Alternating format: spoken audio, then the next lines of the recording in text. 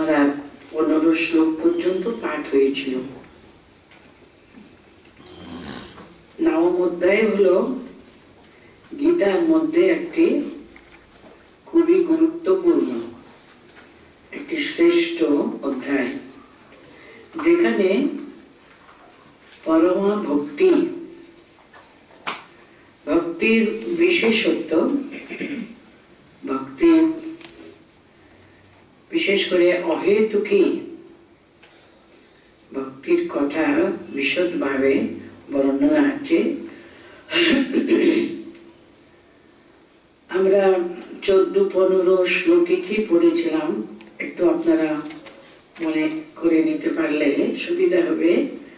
কিভাবে যে ভগবানকে যারা মহাত্মনস্তু মাম পার্থা, যারা অবজানন্তি মাম মূঢ়া মানুষিং তনুমাত্রিত, আমাকে তারা চিনতে না পেরে, আমার ভাবটাকে বুঝতে না পেরে, ওরা যারা সত্যি সত্যি ভগবত মুখী যাদের মন নেই, তারা কিরকম অকৃতকৃতার্থ হয়, তাদের জীবনে অসাফল্য মণ্ডিত হয়। এতটুকু কিন্তু মানুষ জীবনের সাফল্যতা তারা লাভ করে না। কিন্তু মহাত্মনস্ত মাম পার্থা দৈবী প্রকৃতি আশ্রিতা, যাদের অন্তরে দৈবী ভাব, দৈবী প্রকৃতি জাগ্রত, তারা কিরকম ভজন্তি অনন্য় মনস্থ জ্ঞাত্বা ভূতাদিম অব্যয়ম, আমি যে ভূত মহেশ্বর, আমি সমস্ত ভূত গ্রামের সৃষ্টি স্থিতি পালনের কর্তা, এটা অত্যন্ত সুন্দরভাবে যারা জানে, সেই মহাত্মাগণ তারা কি করে সততম কীর্তয়ন্ত মাম यतन्तश्च दुरव्रताः नमस्यन्तश्च मां भक्त्या नित्ययुक्ता उपासते, যারা আমাকে ভজনা করে, জগতের সবকিছুর পিছনে একটা মহাশক্তি বিদ্যমান, সেই শক্তিতে ভগবত জ্ঞানে যারা পূজা অর্চনা করে থাকেন, আমার জন্য তারা কত সতত যুক্ত ভাবে দৃঢ়ভাবে সাধন ভজন করে থাকেন, তাদের কথা হচ্ছিল কি 15 শ্লোকে আমরা কি পড়েছিলাম, জ্ঞান যজ্ঞেন চাপন্য যজন্তো মাম উপাসতে একত্বেন পৃথক্ত্বেন বহুধা বিশ্বতোমুখম। সে বিশ্বরূপ ভগবান, তার সর্বতোমুখ, কত ভাবে, কত নামে, কত রূপে তাকে মানুষ ভজনা করে থাকেন, তাই না? কত রূপে, সেটাই বলছেন। কেউ কেউ জ্ঞান মার্গে,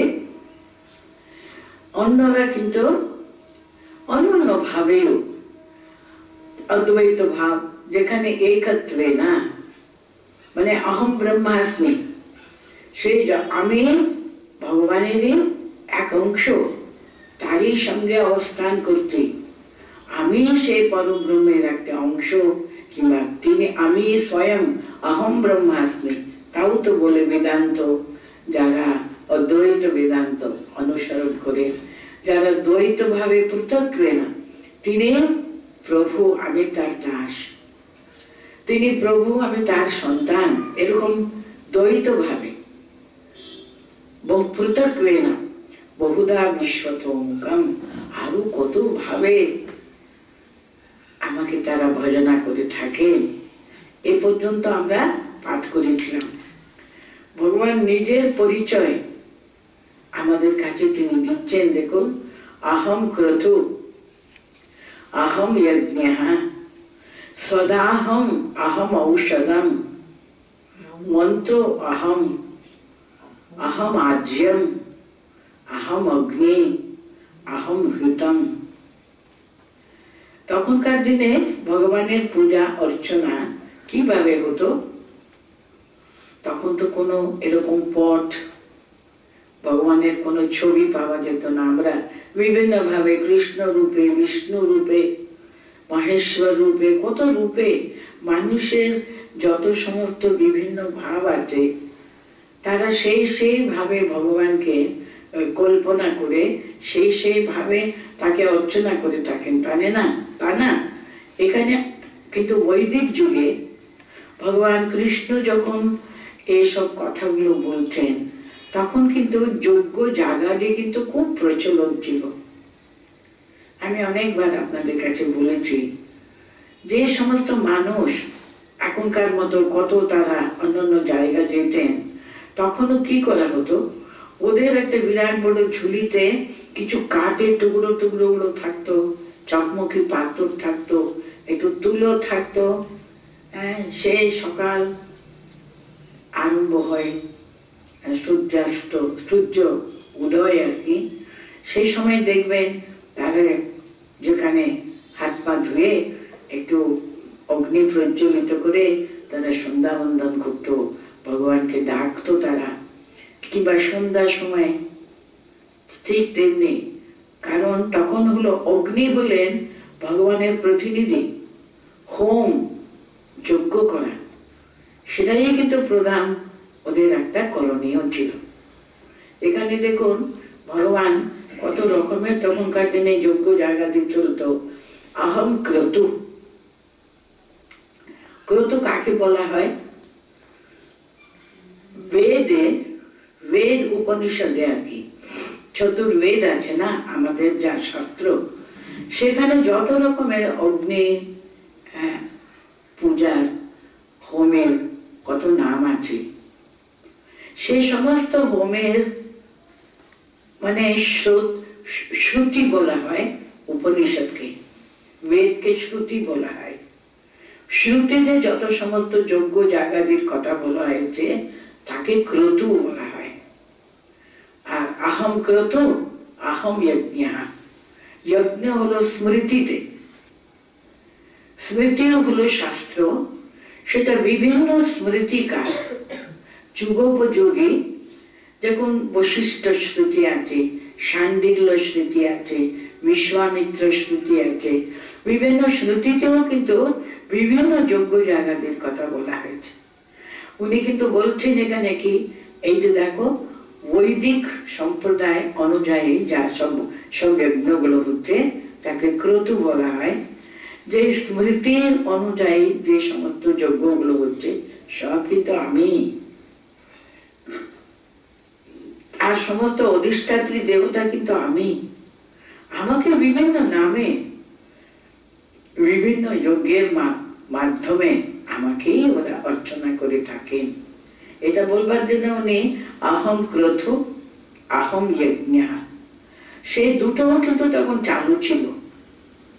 তার জন্য যত সমস্ত তখন যা চলছে তার সবকিছু উনি বলতেন সব আমি। আমাকে তারা বিভিন্ন নামে বিভিন্ন ভাবে বিভিন্ন যজ্ঞ জাগাদির দ্বারা তারা আমাকেই রাখছে। স্বদাহম আহম ঔষধম, স্বধা মন্ত্র কিন্তু দেখবেন যেমন স্বাহা, এটা কিন্তু বৈদিক মন্ত্রে আছে স্বাহা। আমরা যখন ঠাকুরের হোম করি, সর্বদেব দেবী স্বরূপায় শ্রী রামকৃষ্ণায় স্বাহা, অগ্নয়ে স্বাহা, ইন্দ্রায় স্বাহা, এই যে দেবতাদের নামে যখন অর্পণ করা হয়, ঘিটা ওদের নামে আহুতি প্রদান করা হয়, স্বাহা কিন্তু মন্ত্র। কিন্তু যখন শ্রাদ্ধ ইত্যাদি গুলো করে থাকি, সেই শ্রাদ্ধে কিন্তু যে মন্ত্রগুলো আছে সেটা শেষ হয়ে কিন্তু স্বদা, স্বাহা বলতে নেই। স্বাহা হলো দেবতাদের জন্য, পিতৃগণের জন্য কিন্তু স্বধা মন্ত্র দিয়ে সেই যজ্ঞ পালন করা হয়। তার জন্য বলতে না, ওই স্বধাও তো আমি। পিতৃদেবতার উদ্দেশ্যে যে তোমরা অর্পণ করো, সে অধিষ্ঠাত্রী দেবতা রূপে সেটা গ্রহণ করে ওদের কাছে আমি পৌঁছে দিই। আমি সদাহম আহম ঔষধম, যে ঔষধ মানে কি, ধান অন্ন। তখনকার দিনে নৈবেদ্য কিন্তু অগ্নিকে দেওয়া হতো। ওরা যখন এখন যেমন আমরা ঠাকুরকে ভোগ দিই, তখন যে হোমেরই কিন্তু প্রথম যখন পূজা হতো হোমে, যে দেবতার নামে পূজা, অগ্নি হোমটা হচ্ছে, সে দেবতার নামে পূজা হয়ে সেখানে এটাই কিন্তু আমরা আহুতি প্রদান করতাম। যে অন্ন ভগবানের ভোগের জন্য দেওয়া হচ্ছে সেটাও কিন্তু আমি। স্বদাহম আহম ঔষধম আহম মন্ত্র আহম আহমেব আজ্যম। যে মন্ত্র উচ্চারণ করা হচ্ছে সেই মন্ত্রের অধিষ্ঠাত্রী দেবতা তো আমি।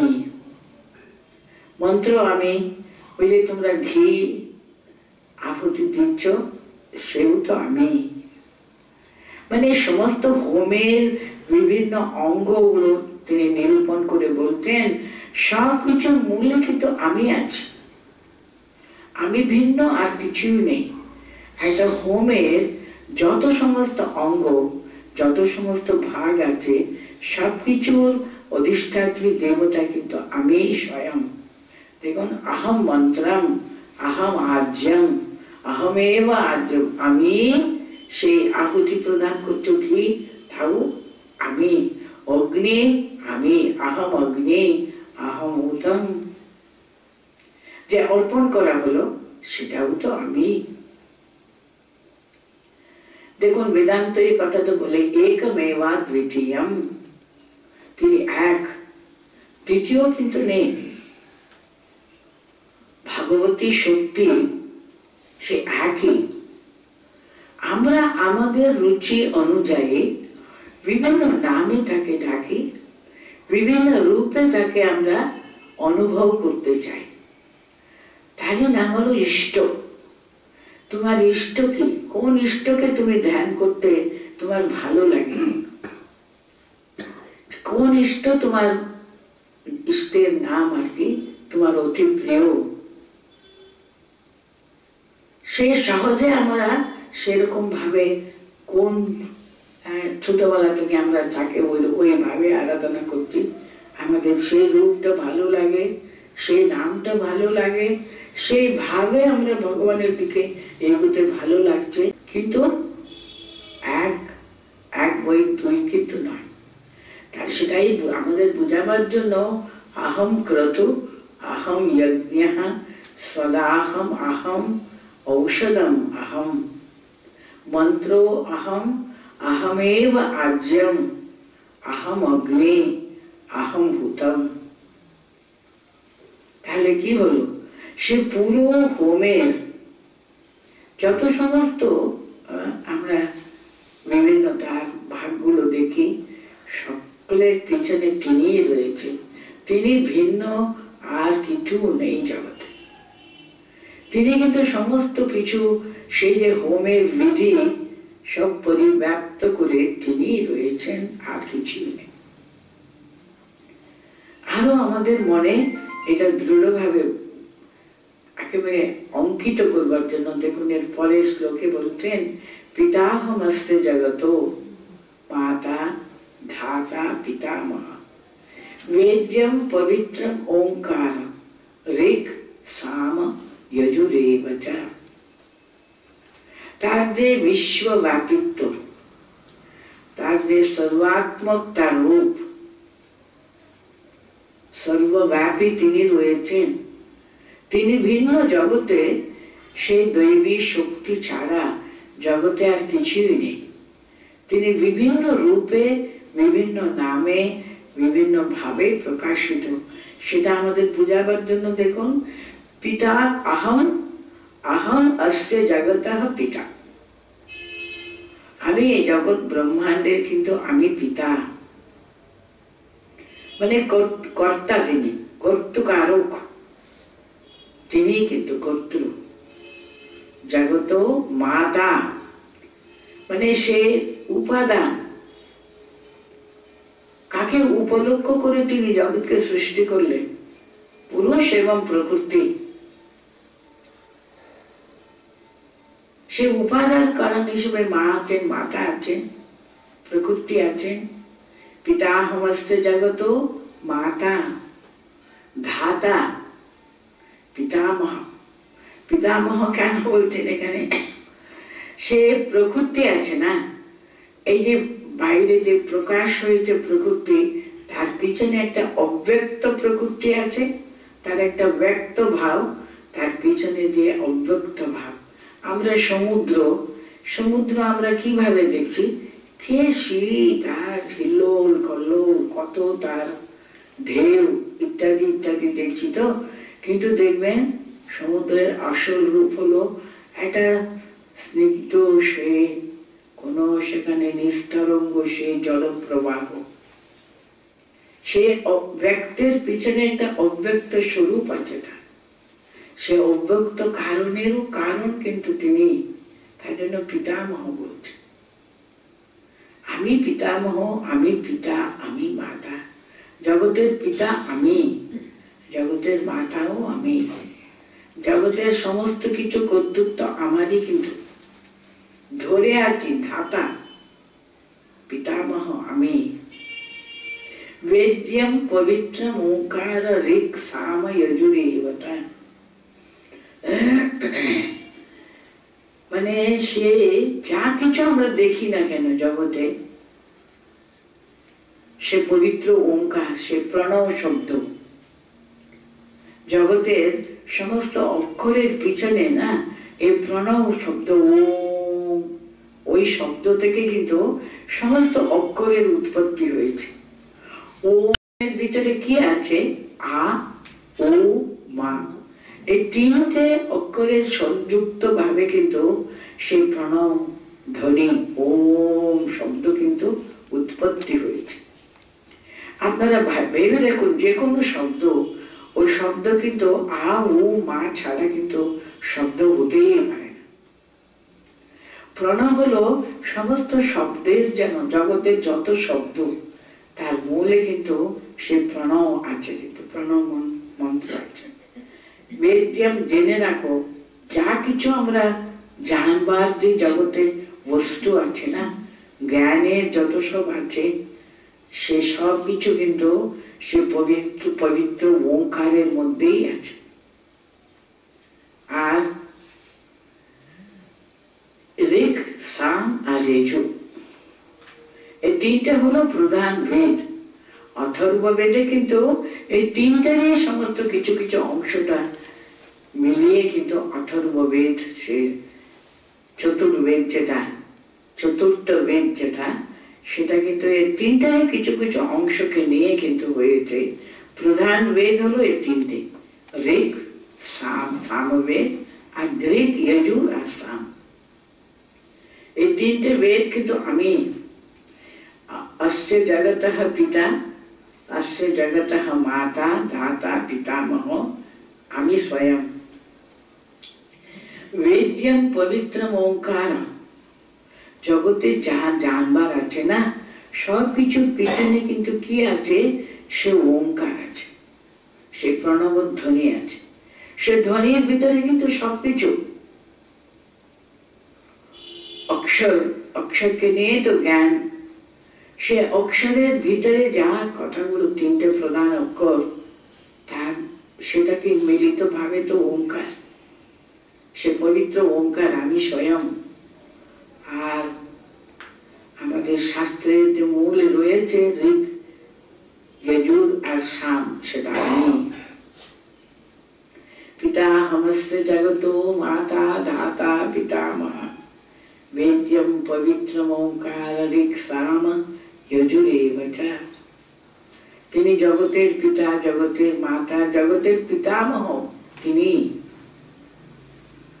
আর জগতের যত সমস্ত নলেজ, বিদ্যা, বিদ্যার মূলে কিন্তু জ্ঞানের ভান্ডার ঋক, যজুর আর সামবেদ, সব কিছু কিন্তু তার কাছ থেকে তো উৎপত্তি। কিন্তু তিনি সবকিছুর মূলে তিনি রয়েছেন। আরো বলছেন, দেখুন জগতের সবকিছুর মূলে কিন্তু ভগবত সত্তা যে রয়েছে, সেটা যত সুন্দর ভাবে বর্ণনা করা যায় সেটা এখানে আছে। গতির ভর্তা, প্রভু সাক্ষী, निवास शरणं सुहृद प्रभवः प्रलयः स्थानं निधानं बीजम अव्ययम। এসব কথা ছাড়া আর কিছু নেই কিন্তু জগতে। উনি যত সমস্ত জগতের আধার হিসেবে আছে, তিনি গতি। জগতের যে গতি, পরম গতি, শরণ কোথায় নেবে মানুষ? শরণাগত শরণাগত শরণাগত ঠাকুর বলতেন, কার চরণে আমরা শরণ নেব? সেই গতি কিন্তু তিনি, শেষ গতি, চরম গতি। মানুষের কোথায় গিয়ে সবাই মিলিত হবে, কোথায় থেকে সব উৎপত্তি হয়েছে, কোথায় সবকিছু লয় প্রাপ্ত হবে, সব কিন্তু তিনি। তিনি গতি, তিনি ভক্তা, তিনি প্রভু। সমস্ত জগতের তিনি সবকিছুর উপরে প্রভুত্ব করেন, সেটা ভগবান স্বয়ং। তিনি সাক্ষী বলছেন, তিনি কিন্তু আমাদের শুভ, আমাদের অশুভ সবকিছু কিন্তু তিনি সাক্ষী রূপে সব দেখতে থাকেন। সাক্ষী স্বরূপ আমরা যে জীবন প্রথম দিয়ে আরম্ভ করেছি, চলেছি চলেছি চলেছি চলেছি, কে আমাদেরকে একেবারে অনিমেষে নিমেষে নয়নে তাকিয়ে আছেন? আমাদের অন্তর্যামী রূপে সমস্ত কিছু কিন্তু তিনি দেখছেন। তার জন্য তিনি সাক্ষী। শুভ অশুভ যাই আমরা করি না কেন, তিনি কিন্তু, তার কাছ থেকে আমি কোনো কিছু গোপনীয় করতে পারবো না। তিনি সমস্ত কিছুর উইটনেস, সাক্ষী রূপে তিনি কিন্তু রয়েছেন। কিন্তু আর তিনি নিবাস, আমরা সকলে মিলে সমস্ত জগৎ প্রপঞ্চ তিনি আগে এই অধ্যায়ে আমরা পড়েছি, তিনি ভূত ভাবনা, ভূত মহেশ্বরম, সবকিছু কিন্তু তার কাছ থেকে এসেছে, তাতে স্থিত আছে, শেষে তাতেই লয় প্রাপ্ত হয়। তার জন্য তিনি নিবাস, তিনি তারই ভিতরে আমরা সকলে কিন্তু বাস করি। তার জন্য নিবাস বলতেন। শরণাম, আমরা স্মরণ নিতে হবে তার চরণ ছাড়ার কোথায় গতি বলুন না। তিনি পরম শরণ, শরণাগত বৎসল তিনি। সুহৃদ, সুহৃদ কাকে বলি আমরা? যিনি কোন রকমের প্রত্যুপকার কোনো আশা করে না, কিন্তু কোন প্রত্যুপকারের আশা না করে সদা সর্বদা আমাদের হিতৈষী রূপে, আমাদের হিত কামনা, আমাদের হিতের জন্য করে যান, তিনি হলেন সুহৃদ। তার জন্য তিনি সুহৃদ, গতির বর্তা, প্রভু সাক্ষী, নিবাস শরণম সুহৃদ, প্রভব প্রলয় স্থানম। প্রভব মানে সৃষ্টি, স্থানম মানে স্থিতি, প্রলয় মানে লয়। তিনি সৃষ্টির কর্তা, তাতে তিনি সকলকে ধরে আছেন। ভূত ভাবনা বললেন, ভূত মহেশ্বর বললেন, তার কাছ থেকে সৃষ্ট হয়েছে, তাতে স্থিত কিন্তু আমরা। আর শেষে তারই অন্তরে, তারই কুলে চলে যায়। প্রভব প্রলয় স্থানম নিধানম বীজম অব্যয়ম। সৃষ্টির যে বীজ, অব্যয় বীজ, এই জন্ম মৃত্যু, জন্ম মৃত্যু, এটা কবে শেষ হবে?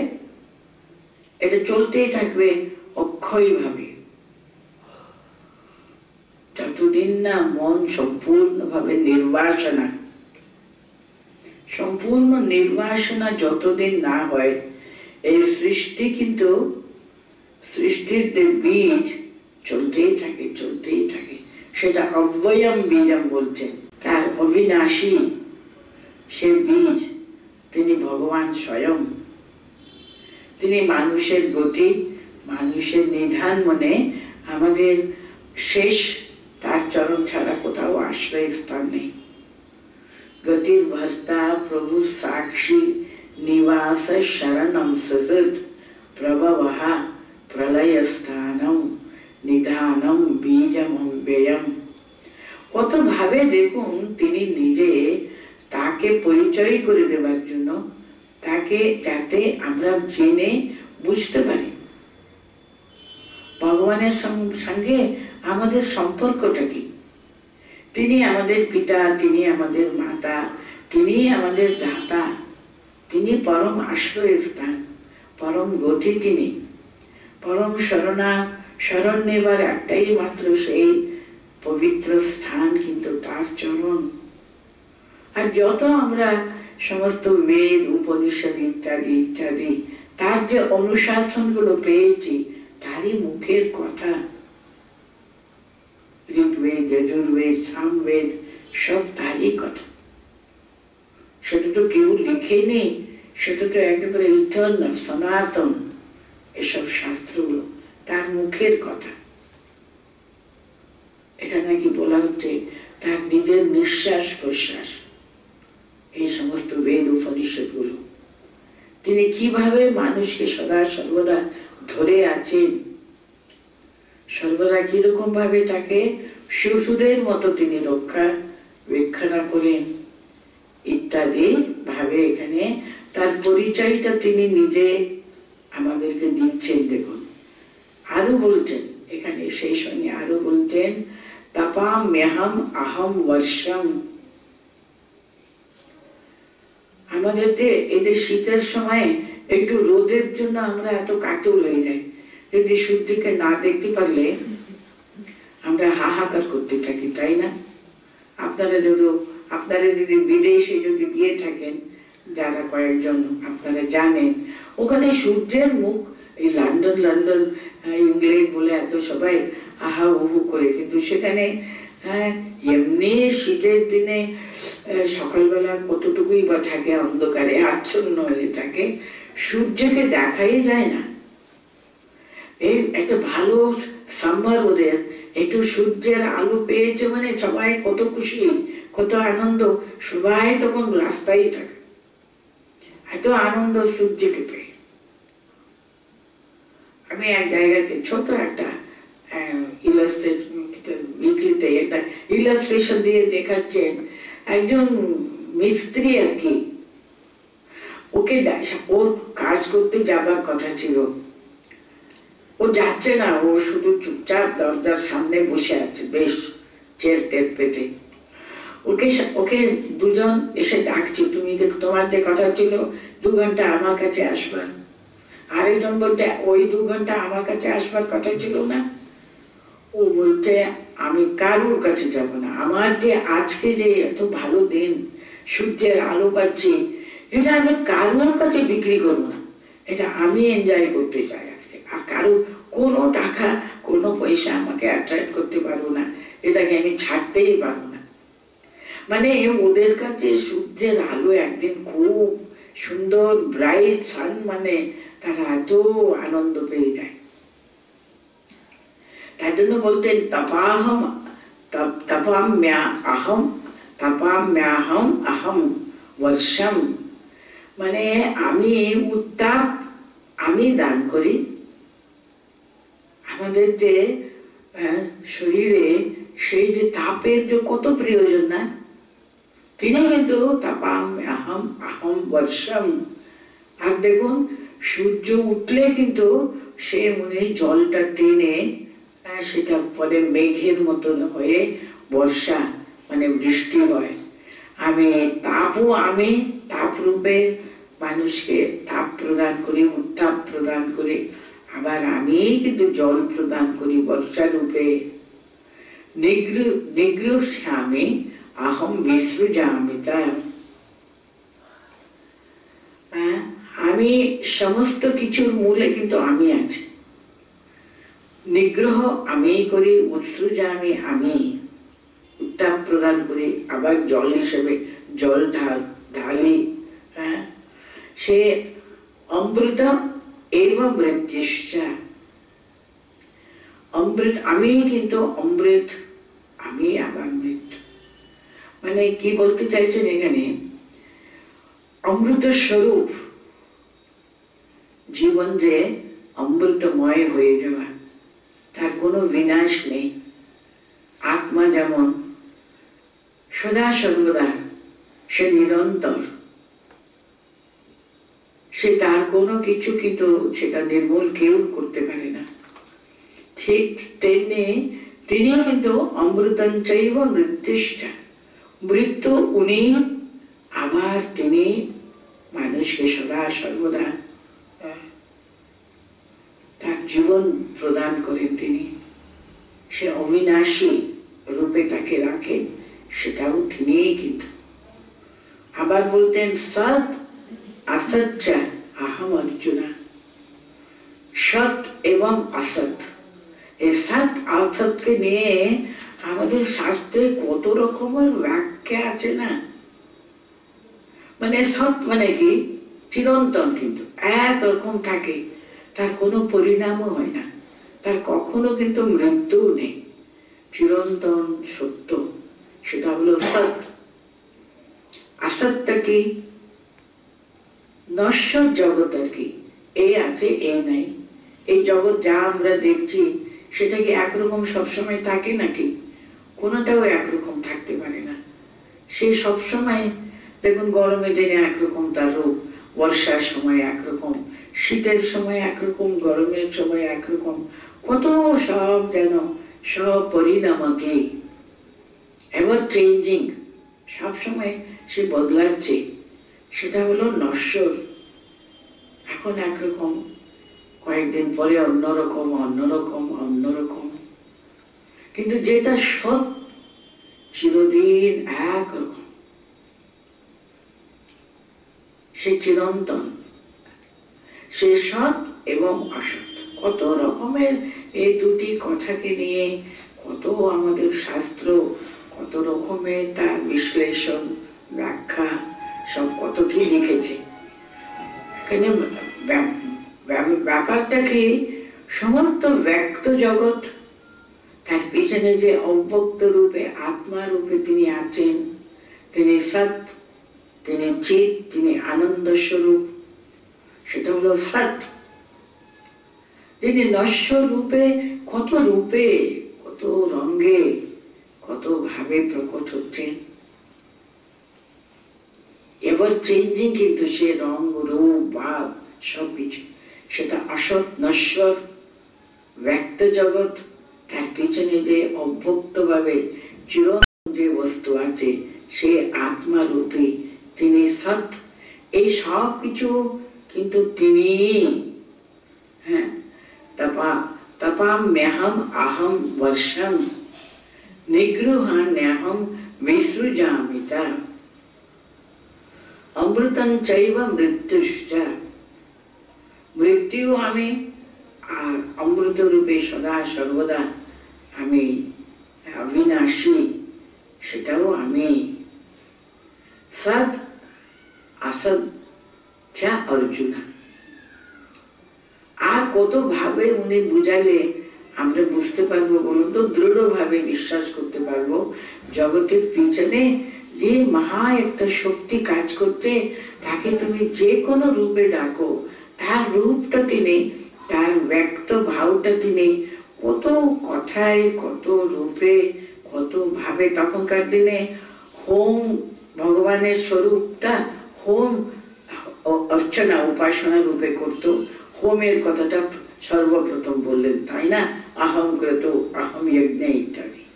তারপরে আমাদের যা খুবই ব্যক্ত ভাবে আমরা দেখতে পাচ্ছি, আমাদের বাবা মা, আমাদের যে পিতামহ, আমাদের যারা সবসময় রক্ষণাবেক্ষণা করে, এই সবাইকে আমরা দেখতে পাচ্ছি। তো তাদের সকলের পিছনে যে ভাব, পিতা আহমস্য জগতাম মাতা, আমি জগতের পিতা, জগতের মাতা, এরকম যদি আমরা বললে, এরকম যদি বলে আমরা বুঝতে পারি তো।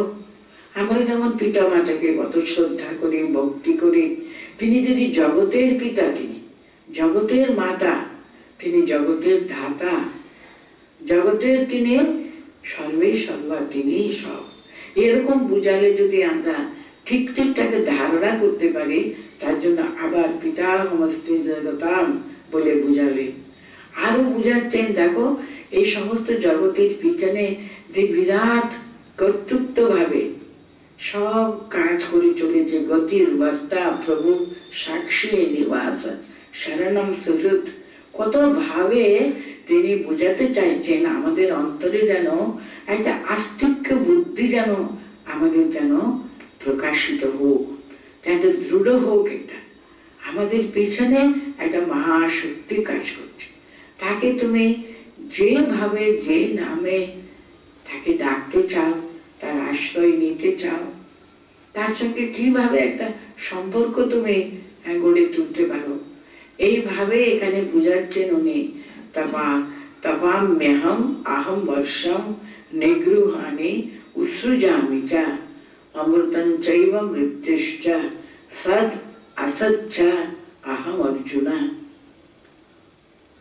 আরো বলছেন, ত্রৈবিদ্যা মাম সোমপাহা পূত পাপা যজ্ঞেরিষ্টম স্বর্গতিম প্রার্থয়ন্তে। আমি আগেই বলেছি, তখনকার দিনে মানুষ ভগবানের উপাসনা করত যাগ যজ্ঞের দ্বারা, তাই না? এখানে যাগ যজ্ঞ খুবই ওদের পরিচিত ব্যাপার, সেটা নিয়ে বলতেন ত্রৈবিদ্যা মাম। ত্রৈবিদ্যা মানে ওই তিনটে বেদের কথা এখানে বলছেন। অথর্ববেদে তো উপাসনার কথা, নতুন কোনো কথা নেই, এই তিনটে বেদিনী কথা সেখানে আমরা পাই। সেই ঋক, যজুর আর সাম, ত্রৈবিদ্যা মাম সোমপাহা। এই তিনটে ত্রিবেদী যারা, তিনটে বিদ্যার তারা পড়াশোনা করেছেন, তার সব কিছু জ্ঞান অর্জন করেছেন, তারা জেনে নিয়ে ওরা কি করে যজ্ঞেই মাম, যজ্ঞ আচরণ করছে, বিভিন্ন যজ্ঞ জায়গাতে করে আমাকে তুষ্ট করে, তুষ্ট করবার জন্য যজ্ঞ করে, করে কি করে সোমপাহা পূত পাপাহা।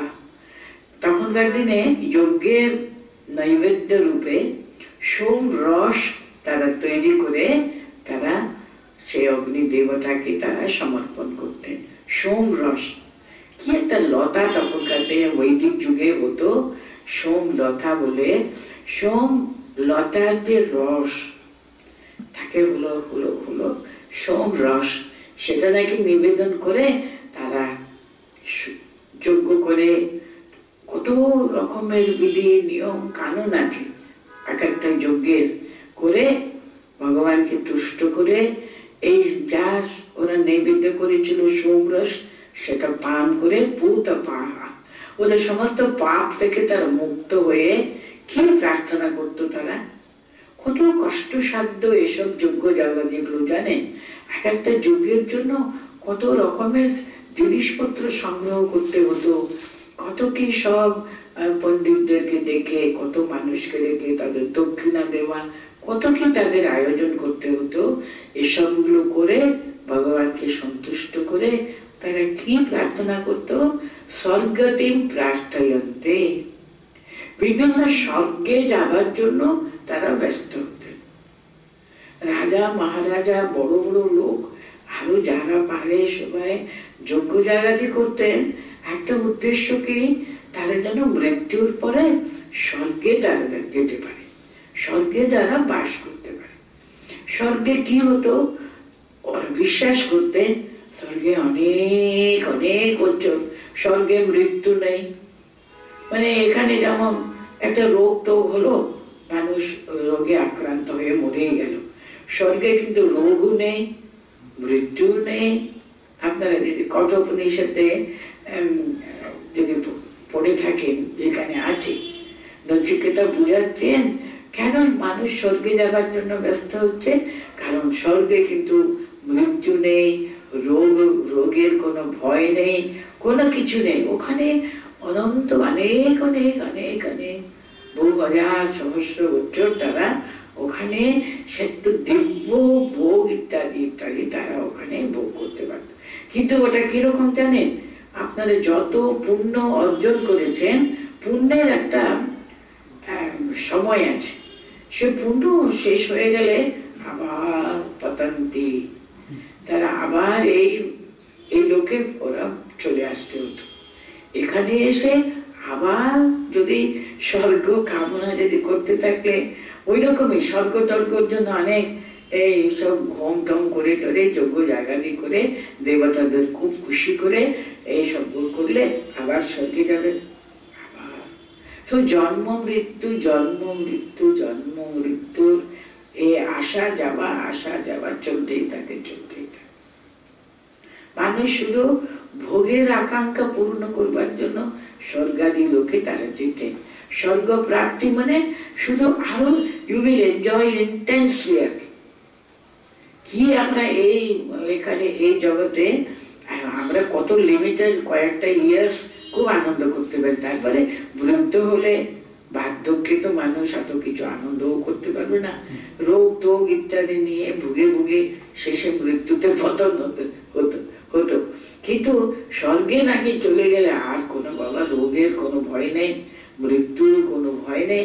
যত আপনারা সঞ্চিত পুণ্য ওখানে নিয়ে গিয়ে অনেক অনেক বছর ওখানে ভোগ টোগ করে স্বর্গের পুটলি শেষ হয়ে গেল, তো এবার পতন্তি আবার মর্ত লোকে চলে আসতে হতো। আর এটাই হতো আশ্নান্তি দিব্যান দেবী দেব ভোগান। এই ত্রৈবিদ্যা মাম সোমপাহা ভূতপাহা যজ্ঞেরিষ্টম স্বর্গতিম প্রার্থয়ন্তে। অনেক যারা তিনটে বেদ পড়াশোনা করে, তিনটে বেদের জ্ঞান অর্জন করে, তিনটে বেদ ভালো করে কর্মকাণ্ডটা ভালো করে জানলে কি হয়, অনেক যোগ্য জায়গাদির ব্যাপার আপনি জানতে পারবেন। সে অনেক যোগ্য জায়গাদি করতে থাকলে আপনাদের পুণ্যের সঞ্চয়টা অনেক বেশি হয়ে যাবে। অনেক বেশি পুণ্য অর্জন করে স্বর্গে বহুদিন তে পুণ্য মাসাদ্য সুরেন্দ্র লোকম, এসব পুণ্য সংগ্রহ করে সুরেন্দ্র লোক মানে স্বর্গ, ইন্দ্রলোক, স্বর্গে গিয়ে আশ্নান্তি দিব্যান দেবী দেব ভোগান। ওখানে অত্যন্ত শ্রেষ্ঠ দিব্য ভোগ ইত্যাদি আপনারা ভোগে লিপ্ত হয়ে থাকতে পারেন। তার জন্য মানুষ আপনারা দেখবেন ভগিনী নিবেদিতার জীবনীতে আছে, সর্বপ্রথম উনি যখন স্বামীজির সঙ্গে দেখা হয়েছিল তখন স্বামীজি জিজ্ঞেস করতেন, আচ্ছা ধর্ম আমরা আচরণ করি কিসের জন্য, উদ্দেশ্যটা কি বলতো? ভগবানকে ভালোবেসে এসব আমরা বেদ উপনিষদ পাঠ করে, ওরাও তো অনেক কিছু বাইবেল আর যত সমস্ত সারমন গুলো পাঠ করে এরকম চলতে হবে, এরকম চলতে হবে, এরকম করতে হবে, কত কি মানুষ শাস্ত্র বাক্য অনুসরণ করে জীবন যাপন করে। কেন? ওরা জানে, ওরাও জানে হেভেনে যেতে হবে, কিন্তু হেভেনে গিয়ে ভগবানের সঙ্গে থাকতে, ওদের তো পুনর্জন্ম টন্ম কোনো ব্যাপার নেই, ওরা গিয়ে ভগবানের সঙ্গে ওই স্বর্গলোকে বাস করে। সবাই বলতে স্বর্গলোকে যাবার জন্য। আর স্বামীজি যখন বলতেন স্বর্গলোক, আমাদের দেশে কিন্তু বাবা ও স্বর্গ টর্গ যাওয়াটা খুব বড় বলে কেউ মনে করে না, মানে সেটা হাইয়েস্ট বলে কেউ মনে করে না। মানুষ স্বর্গলোক ভোগ করবার জন্য, ইন্দ্রলোকে যাবার জন্য, ইন্দ্রলোক চন্দ্রলোক কতগুলো লোক আছে, সেই লোকে যেমন হাইয়ার হাইয়ার হাইয়ার আরো ওখানে অনেক ভোগ টোগ আনন্দ করার জায়গা আর কি, সেটাই দিব্য আনন্দ, দিব্যানন্দে তারা একেবারে বহু বছর ওখানে বসবাস করবে। কিন্তু সে কোনো এর পরের শ্লোকে যখন উনি বলতেন, তে তম ভুক্ত্বা স্বর্গলোকম বিশালম ক্ষীণে পুণ্যে মর্ত্যলোকম বিশান্তি। সে পুণ্যের যে পুটলিটা, যে কেমন কেমন সব কমে গেল কমে গেল কমে গেল, কমে গেলে কি হবে? মর্ত্যলোকম বিশান্তি, আবার এই পৃথিবীতে আসতে হবে। যদি মোক্ষ মানুষ ভগবানকে চায়, এই সমস্ত ভোগ বাসনা থেকে সম্পূর্ণ একেবারে মন থেকে সেই ভোগের বাসনা সম্পূর্ণ চলে গিয়ে, না আমি এসব কিছুই চাই না, আমি চাই তোমাকে, আমি জানতে চাই আমার সঙ্গে তোমার কি সম্পর্ক, আমি তোমাকে প্রাপ্ত হতে চাই, আমি মোক্ষ চাই। এ সমস্ত এই যে মনের ভিতরে কামনা বাসনা সর্বদা আমাদের এটা চাই ওটা চাই সেটা চাই, এটা সর্বদা যেন ফুট উঠতেই থাকে। এখান থেকে সম্পূর্ণ মুক্ত হয়ে পরিপূর্ণভাবে সে মুক্তি কামনা, সে মোক্ষ মানে হলো আমি যেখান থেকে এসেছি সেখানে ফিরে যাব, আর আমি আবার আসতে চাই না, আবার এই জগতে এই যাওয়া আসা এর ভিতরে আমি আর ঢুকতে চাই না। এই যে ঢুকতে চাই না মানে কি, আমি তোমার কাছে চলে যেতে চাই, তোমার সঙ্গে যুক্ত হতে চাই। এই ভাবটা যতক্ষণ না আসে ততক্ষণ কিন্তু মানুষ কিন্তু সেটা বেশিরভাগ কেউ বুঝতে পারতো না। উনি যখন বললেন, স্বামীজি যখন সিস্টারকে বুঝাচ্ছেন, আমাদের দেশে কিন্তু হাইয়েস্ট আইডিয়াল, সর্বশ্রেষ্ঠ মনে করে ওরা, তারা freedom from all these desires, freedom from all these desires for enjoyment. ও বুঝতে পারতো না ফ্রিডম করছেন উনি, ফ্রিডম ফ্রম হোয়াট? ওরা আমাদের প্রথম একটা ভাব আসবে তো, আমরা কিন্তু এই বন্ধনের ভিতরে আছি।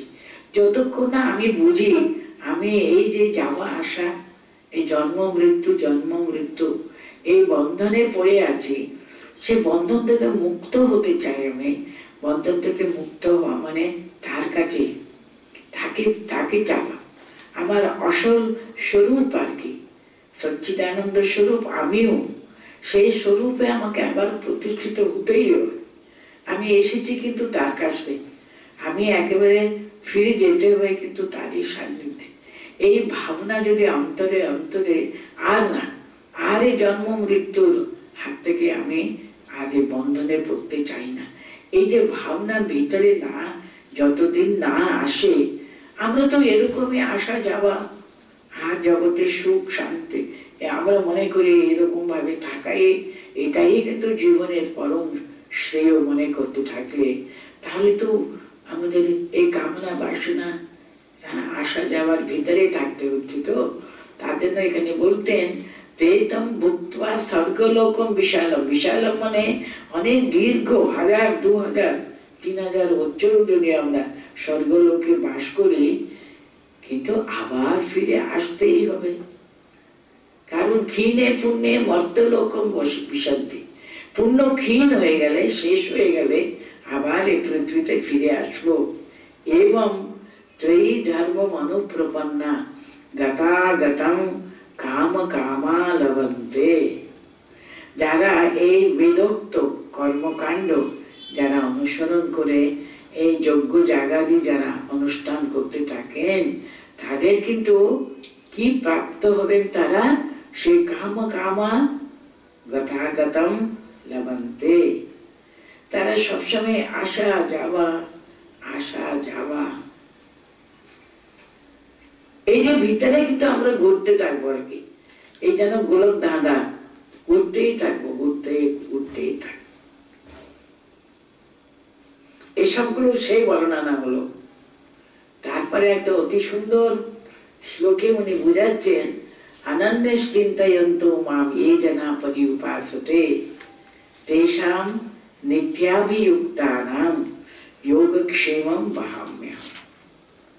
এটা কিন্তু ভগবত গীতার একটা শ্রেষ্ঠ, একটা অনুপম শ্লোক। এখানে কি বলছেন? যে সমস্ত মানুষ অনন্যেষ চিন্তয়ন্তু মাম ये जना, যেসব মানুষ অনন্যস চিন্তয়ন্ত মাম, অন্য সমস্ত চিন্তা বর্জন করে অনন্য ভাবে, অন্য সমস্ত ভাবনা মানে আমার একটু উপার্জন না করলে আমার সংসারটা কে দেখবে? সবসময় নাক টিপে যদি আমি ঠাকুর ঘরে বসে থাকি, আমার সংসারটা কে দেখবে? সেটা তো সর্বপ্রথম কর্তব্য না? মানুষ তো এটাই তো চিন্তা করবে সর্বপ্রথম। কিন্তু এমন একটা দিন আসবে তখন জগৎ আমার কাছে শূন্য, শুধু তাকে পেতে হবে, তাকে পেটা। তার কৃপাতে সে কত দিনে হবে তার ঠিক ঠিকানা নেই, সকলের হয় না।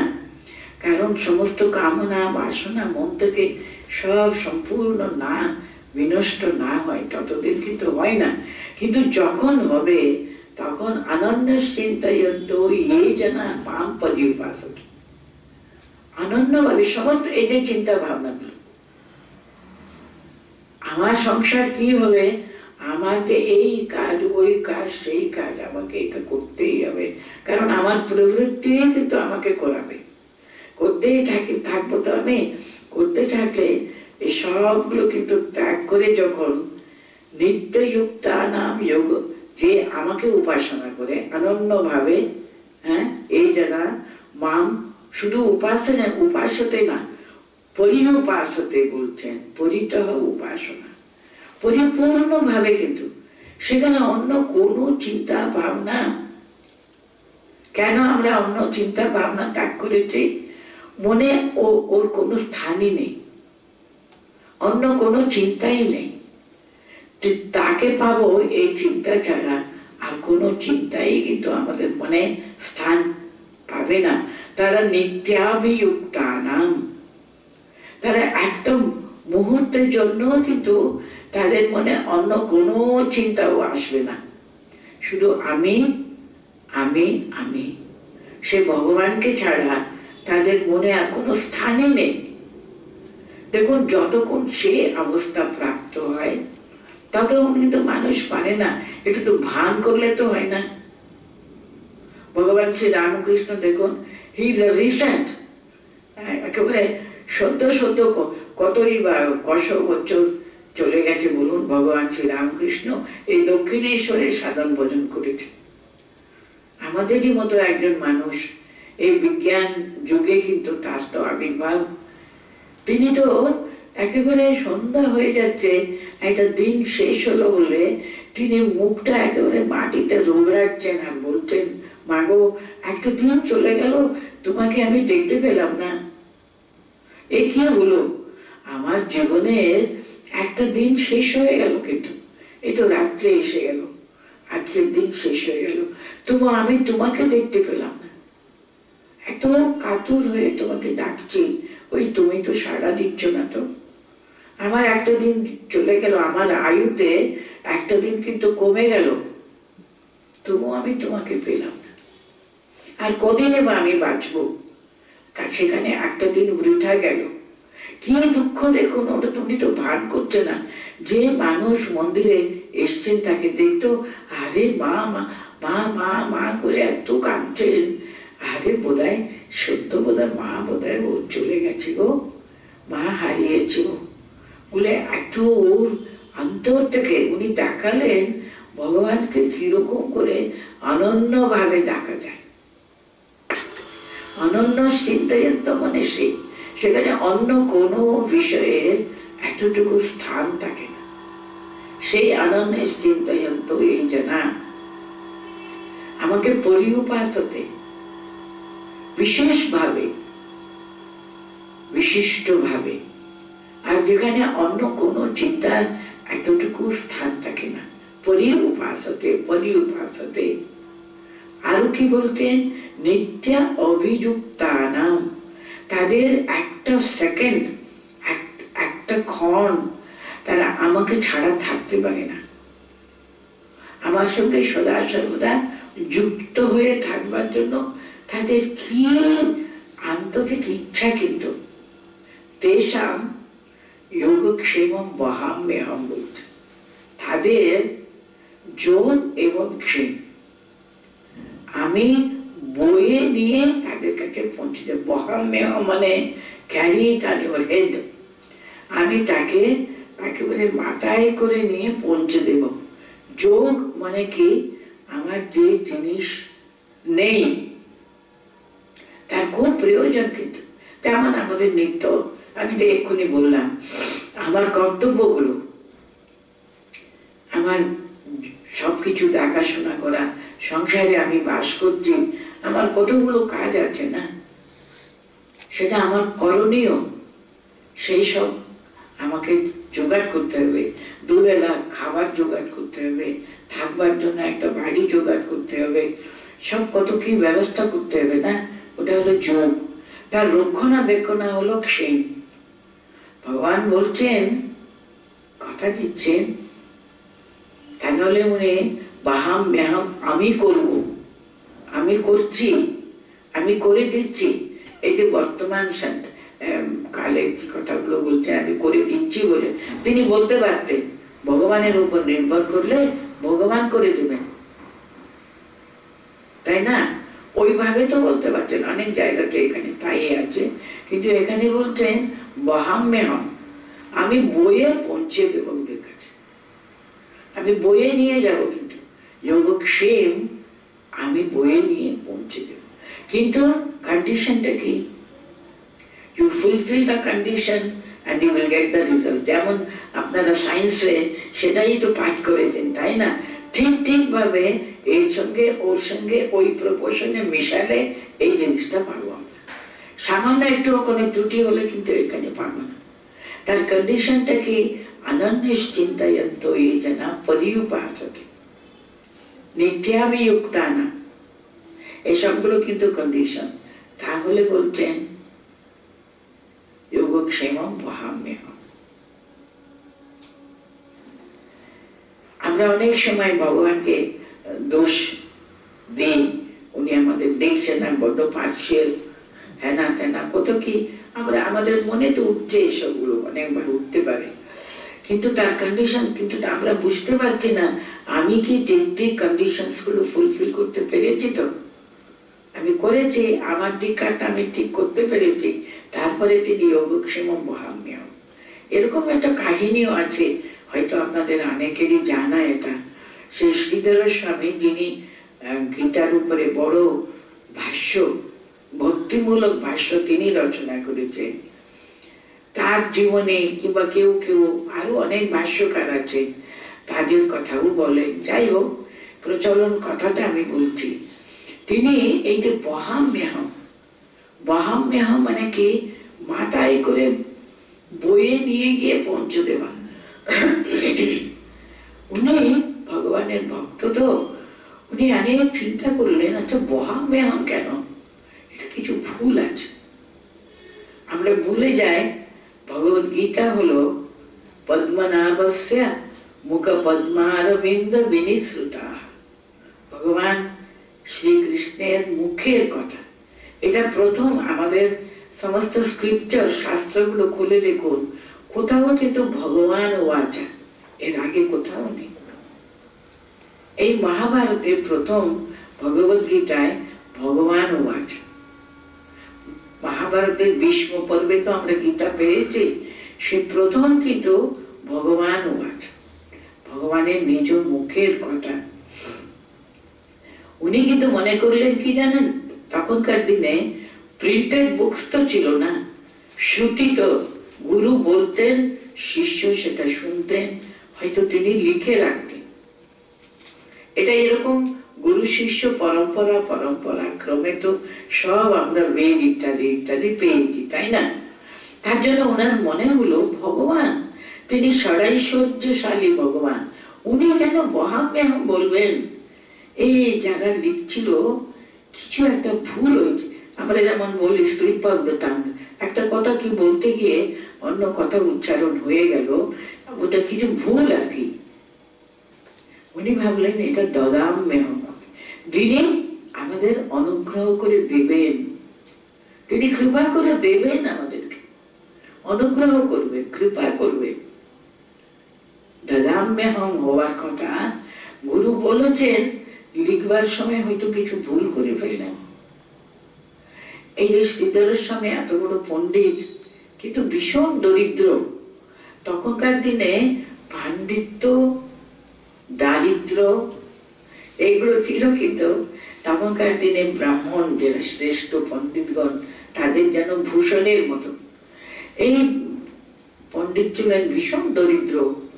কত কিছু দিন ধরে ওর স্ত্রী তাকে বুঝাচ্ছে এরকম কিচ্ছু নেই বাবা, তুমি কিন্তু তখনকার দিনে যারা বড় জমিদার টমিদার বড় লোক তাদের কাছে গিয়ে ভিক্ষা চাইতে, ভিক্ষা চাওয়াটা কিন্তু পণ্ডিতদের কোনো কিছু অপমানজনক ছিল না। ব্রাহ্মণগণকে এরা সবাই বড় লোকরা সবসময় তারা ওদের যা যা দরকার সব তারা দিতেন, প্রোভাইড করে। এটা ওদের ধর্ম, ওদের ওদের দেখাশোনা করা ওদেরই ধর্ম ছিল। এই শ্রীধরের স্বামী ওখানে কাছে একটা মন্দির উনি থাকতেন, শ্রীরঙ্গম বলে একটা জায়গাতে। সেখানে বিষ্ণুর মন্দিরে তিনি সেই যে স্নান টান করে নদীতে তিনি গিয়ে বসে থাকতেন, সেই কোথায় সময় কেটে যেত ওনার কোনো হুঁশই থাকতো না।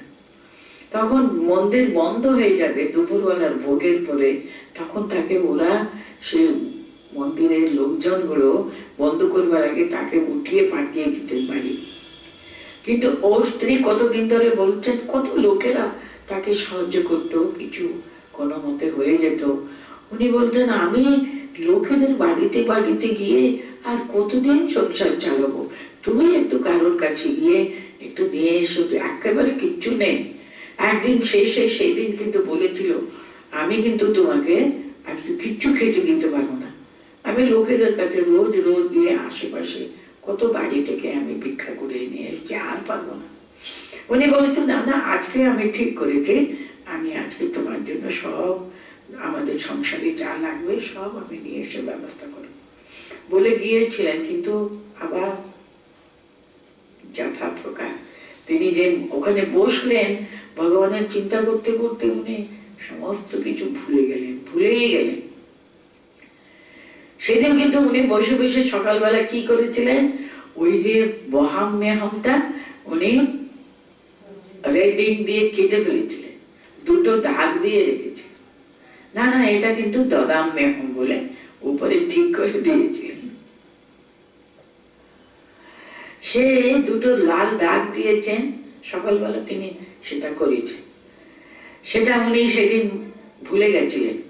সেদিন যখন ভগবানের কাছে গিয়ে শ্রীরঙ্গমে বসেছিলেন মন্দিরে, সবকিছু তার কাছে বিস্মৃত। যখন ফিরে আসছেন ওরা বন্ধ করে দিল দরজা, তিনি উঠে বাইরে এলেন, একটা ঘোরের মধ্যে চলে আসছিলেন। যে বাড়ির কাছে এসে মনে পড়ে গেল, আহা আমি এটা কি করলাম, আজকে এত কথা দিয়ে এসেছিলাম, আজকেও তো কিচ্ছু করলাম না। অথচ তিনি দেখছেন দূর থেকে স্ত্রী দরজার কাছে দাঁড়িয়ে আছেন, মুখে খুবই তার কোনো উদ্বিগ্নতা নেই, আনন্দে আছেন তো মনে হচ্ছে। আর কাছে এলে তিনি কত আনন্দ প্রকাশ করে বললেন, তাড়াতাড়ি এসো, এত দেরি করলে কেন আজকে? তুমি যে এত জিনিস পাঠালে আজকে, কার বাড়ি, হ্যাঁ কোথায় গিয়েছিলে তুমি, কোন রাজা তোমাকে এত জিনিস আজকে দিলেন? উনি তো কিছু বুঝতে পারতো না। আচ্ছা পাঠালে তো পাঠালে, এত ছোট ছোট দুটো ছেলেদের ঘাড়ে এতগুলো বুচকা পাঠাতে হয়?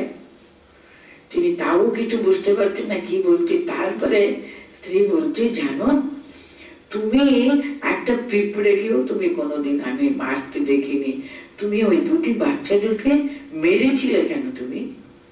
তা আমি তার পিঠে কিন্তু দুটো লাল দাগ, যেন রক্ত ঝরে এক্ষুনি ঝরবে, রক্ত বার করেছো তুমি, ওদেরকে এমন করে মেরেছো ওদেরকে। কি অন্যায় করলো ওরা, কি বড় বড় বোঝাতে সংসারের যাবতীয় জিনিস ওর দিয়ে গেল ওরা, বললো তুমি পাঠিয়েছো বলে। তিনি যখন বলছেন দুটি ছেলে দেখতে এরকম, আমার কাছে কিছুও ছিল না, একটা বাতাসা একটু জল দেব তাও ছিল না। আমি কত করে বললাম তোমরা বসো বাবা, আমি এক্ষুনি একটু ফুটিয়ে তোমাদের খেতে দেব। ওরা তো একটা মুহূর্ত থাকলো না, চলে গেল। কিন্তু তুমি এমন নির্দয় হলে, এত নিষ্ঠুর হলে, ওদেরকে মারলে তুমি, এই যে কিসব কথা বলতেন, লাল দাগ পিঠে, আমি দেখলাম দুটো লাল দাগ। ওনার মনে পড়ে গেল সকালবেলা উনি লাল কালি দিয়ে দুটো দাগ কেটেছিলেন, বহাম মেহমটা কেটে দদাম মেহম করেছিলেন। ভগবানের মুখের কথা তিনি পাল্টে পাল্টাবার চেষ্টা করেছিলেন। তো তিনি সঙ্গে সঙ্গে ওর মুখে বলতেন, তুমি কত ভাগ্যবান, ভাগ্যবতী তুমি। হ্যাঁ, কৃষ্ণ বলরাম স্বয়ং এসেছিল তোমার কাছে, বুঝতে পারলে না কোথায় কোথায় তারা দাঁড়িয়েছিল। উনি সেই জায়গাতে একেবারে মাটিতে গোড়াগড়ি দিচ্ছেন। হ্যাঁ, কত কত তুমি ভাগ্যবতী বলো দেখি। তাকে যেন তিনি একেবারে চরণে তার পায়ের ধুলো নেবেন, উনি এমন করছেন, এত বিহ্বল হয়ে পড়েছেন। মানে তিনি তাহলে বলেছেন বহাম মেহম, উনি সেটা সত্যতা, তার সত্যতা উনি প্রতিষ্ঠা করবার জন্য কি করলেন, কোথায় থেকে তিনি মাথায় করে নিয়েছে পৌঁছে দিয়ে গেলেন, মাথায় করে পৌঁছে দিয়ে গেলেন। না না, আমি যোগক্ষেমম বহাম মেহম, এটা কিন্তু কারেক্ট, এটা এতটুকু ভুল না। যে আমাকে অনন্যভাবে শরণাপন্ন হয়, অনন্যভাবে আমাকে দূরে রাখে, তাদের সম্পূর্ণ দায়িত্ব কিন্তু আমার উপরে। কিন্তু সেরকম সম্পূর্ণভাবে তাকে পর্যুপাসনা করে, সম্পূর্ণভাবে নিজেকে তার চরণে শরণাপন্ন হয়ে দিয়ে দেওয়া, আর কি একেবারে সম্পূর্ণভাবে দিয়ে দেওয়া, এটাই এই শ্লোকের মানে। অনন্যশ্চিন্তু মাম ये जना पर्युपासते तेषां नित्याभियुक्तानां योगक्षेमं वहाम्यहम्। আমি তাদেরকে, যারা নিত্যা অভিযুক্ত, আমার সঙ্গে সম্পূর্ণভাবে যুক্ত হয়ে যান, তাদের মন প্রাণ সব আমাতে সমর্পণ, তাদের যোগক্ষেম আমি বয়ে নিয়ে তাদেরকে পৌঁছে দিয়ে আসবো। থাক আজকে পর্যন্ত।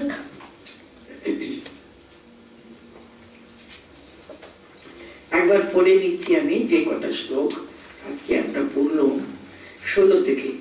अहम क्रतुराहम यज्ञ स्वदाहम अहम औषधम मंत्रो अहम अहमेव आज्यम अहम अग्नि अहम भूतम पिताहमस्य जगतो माता दाता पितामह वेद्यम पवित्रम ओंकार ऋक्साम यजुरेव च गतिर्भर्ता प्रभु साक्षी निवास शरणम सुहृद प्रभव प्रलय स्थानम निदानम बीजमव्ययम् तपाम्यहम् अहं वर्षं निगृहान् उत्सृजामित अमृतं चैव मृत्युश्च सदसच्चाहम् अर्जुन त्रैविद्या मां सोमपा पूतपापा यज्ञैरिष्टा स्वर्गतिं प्रार्थयन्ति ते पुण्यमासाद्य सुरेन्द्रलोकम् अश्नन्ति दिव्यान् दिवि देवभोगान् तेतं भुक्त्वा स्वर्गलोकं विशालं क्षीणे पुण्ये मर्त्यलोकं विशन्ति एवं त्रयी धर्मम् अनुप्रपन्ना गतागतं कामकामा लभन्ते अनन्यश्चिन्तयन्तो मां ये जना पर्युपासते तेषां नित्याभियुक्तानां योगक्षेमं वहाम्यहम्। था के